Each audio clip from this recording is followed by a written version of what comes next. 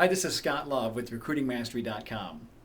I've been training for about 3 or 4 years now to the executive search industry. And I want to share with you what I've seen between mediocre recruiters and champions of the industry. Since I've been training, I've probably either spoken at or been inside of about 70 different search firm offices, whether I'm doing a keynote speech and getting to mingle afterwards and meet people in the business, or whether a company brings me in to spend a day doing training with their team and then one-on-one consulting with each one of them and also with the owner.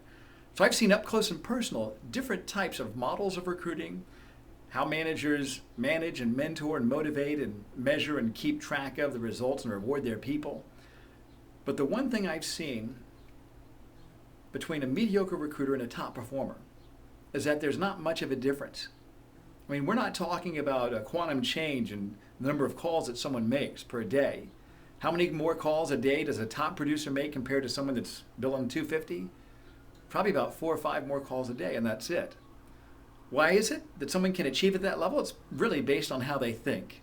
And I want to share with you 3 things, 3 insights that I've seen that hopefully you can apply and see an immediate and a long-term impact on your desk.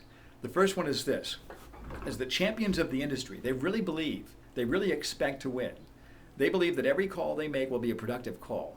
Anytime I'm talking to someone, I tell myself this, and you can tell yourself this also. I say, everything I touch turns to gold. Everybody I talk to wants to talk to me. Everybody I do business with, they want to do business with me. Anytime I'm talking to a candidate, I believe that candidate's interested in what I have to say. Anytime I talk to a client, I expect to get that retainer when I sell my search services. Does it always work out? No, it doesn't. Things fall apart. If you have 5 interviews per month, you're going to close 1 deal. That means that 4 things are going to fall apart. The key in this, first, is to have the high expectation. Second, to have a low attachment. Not to let those things bother you. Not to hang your emotional self-significance on the events that you have no control over. If something falls apart, yeah, it might hurt a little bit, but there's always a bright side to that. When a deal falls apart, what a great education. I don't think we pay attention as much unless things are going bad in our lives. I've learned more from candidates taking counteroffers than from deals that go smoothly.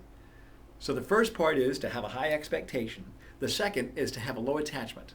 The third is this, not to be afraid to invest in your own success and your own performance.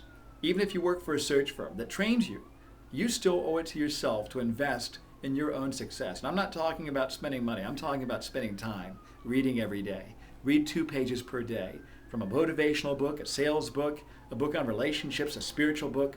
Invest in your own success. Recruiters email me, they say, I'm with a search firm that doesn't do any training at all. What should I do? And I say, find another search firm.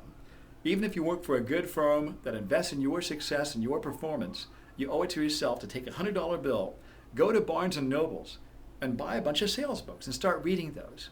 One of the things I'm doing next on May, what date is it? May 15th, Thursday, at 1 o'clock Eastern time, I'm having a teleconference. You can register for it on RecruitingMastery.com, where I'm interviewing a performance psychologist. His name is Dr. Kenneth Christian, and he wrote this book. This book is called Your Own Worst Enemy: Breaking the Habit of Adult Underachievement. I first met Ken when I started doing speaking, and I read his book, and I said, this has got to be one of the best sales books I've ever read. And he said, what are you talking about? Because the reason why salespeople and why recruiters don't succeed, it isn't the clients, it isn't the candidates, it isn't the prospects, it's not the economy, it's not some magical internet tool that's going to give you passive names, it's you. You are your own worst enemy.